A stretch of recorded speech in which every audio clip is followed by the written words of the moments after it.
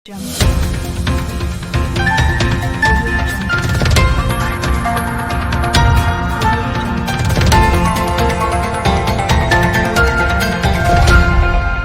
करवाया था घर पे।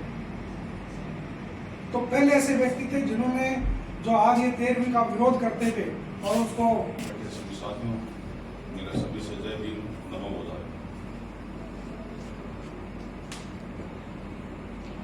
और जाने के बाद वो जहाँ उसने प्रताड़ना हुई उसको झेला।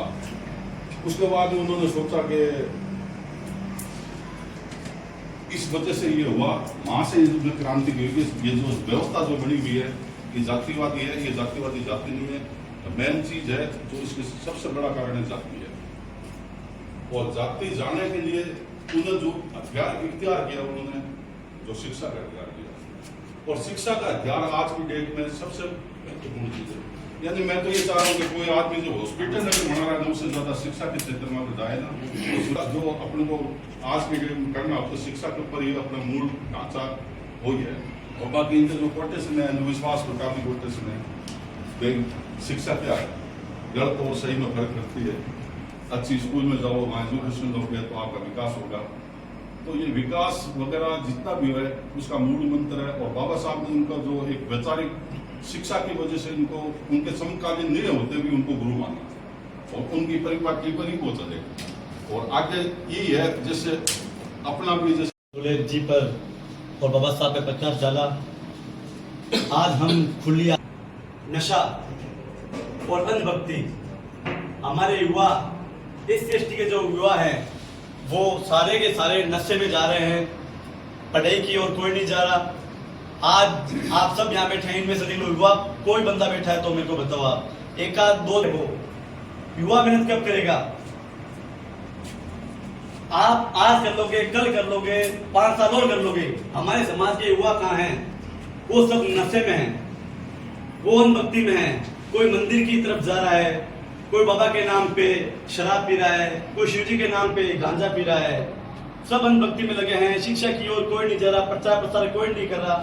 मैं सभी से निवेदन ये करना चाहूंगा कि ज्यादा से ज्यादा युवाओं पे जोर डालें ताकि हमारा समाज आगे बढ़े। आपको किसी तीसरी पार्टी में तो विचारधारा का है जो आरक्षण की वजह से नौकरियां पा रहे हैं, यहाँ तक आए हैं। जैसे अभी आप बताते थे कि ज्योतिबा फुले साहब को वो किसी बारात में गए थे, उतार दिया गया, मनराज साहब बता रहे थे। ऐसा संस्मरण मेरे साथ हुआ है, सेम संस्मरण उन्होंने तो उस समय किया होगा और 100 साल बाद भी हमारे साथ।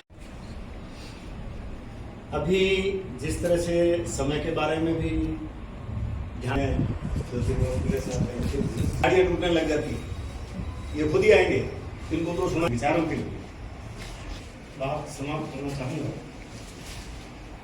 ये सभी चीजें कि ये कब पैदा हुए, क्या दिनांक थी, कहाँ पैदा हुए, क्या हुई, कौन सी किताबें लिखी, मैं कि तुम्हारी तारीफ करके तुम्हारे सारे समाज को अपमानित किया गया है।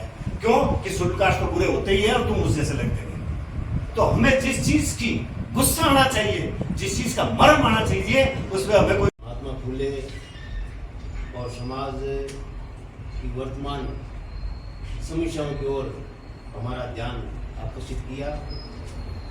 उन सभी बातों का सारांश यह है कि भी हमारे समाज में युवा समाज में जो इन सभी समस्याओं का समाधान क्या है, महात्मा फूले साहब ने उस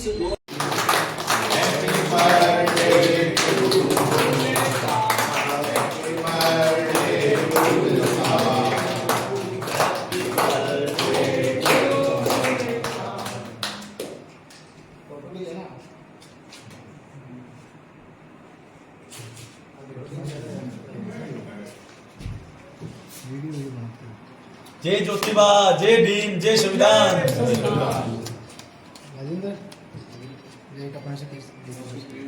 अपने सुबह से लेके शाम तक प्रोग्राम है, 2 प्रोग्राम है। एक तो अपने ब्लड डोनेशन कैंप है और सांस्कृतिक संध्या है। उसके अलावा अपने अम्बेडकर सर्किल पे भी एक कल्चरल इवेंट का प्रोग्राम है। तो सभी साथियों को दोनों प्रोग्रामों में तन मन धन से भाग लेना है और ज़्यादा से ज़्यादा अपने साथियों को लेके आना है। ब्लड डोनेशन के लिए जितने भी युवा हैं उनको सबको लेके आना है। आज एक हमारे पास पेशेंट आया था कि साहब हमारे मरीज को 140 यूनिट ब्लड चढ़ गया, कैंसर का मरीज था। तो हमने कहा भाई आपने कितना दिया? कि साहब हमने 20 यूनिट दिया है। तो बाद बाकी का साहब 120 यूनिट कहाँ से मिला? कि साहब अंदर से मिला। जो लोग ये कहते हैं कि भाई कैंपों में दिया हुआ ब्लड किनके काम आता है, तो कभी कृपया जाके कैंसर के मरीजों को देखना, ट्रॉमा सेंटर में अपने मरीजों को देखना, थैलेसीमिया के मरीजों को देखना कि एक मरीज के महीने में 4 बार खून चढ़ता तो उसके घर में कितने जने होंगे देने वाले।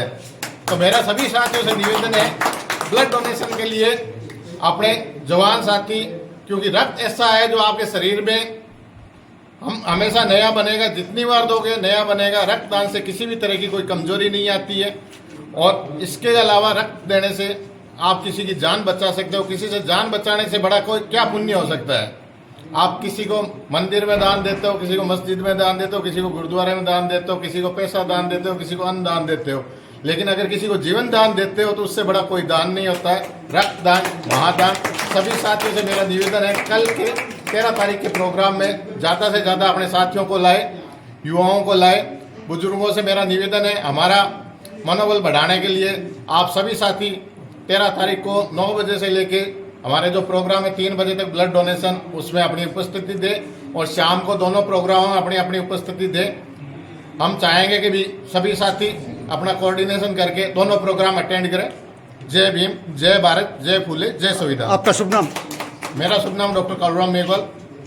जो भी अपने आजाद, LIC और रेलवे एम्प्लॉयज एसोसिएशन के कार्यकर्ता हैं वो 12 तारीख को शाम को वॉलेंट्री अपना 7 बजे railway officer club museum circle के पास पहुंचे, ताकि शाम को प्रोग्राम की जो सुबह प्रोग्राम होगा उसकी कार्यक्रम की तैयारी की जा सके और जो भी रूपरेखा है वो तैयार की जा सके। ज़्यादा से ज़्यादा वॉलेंटियर 12 तारीख को शाम को 7 बजे railway officer club museum circle के पास पहुंचे, जो भी युवा साथी हैं। धन्यवाद।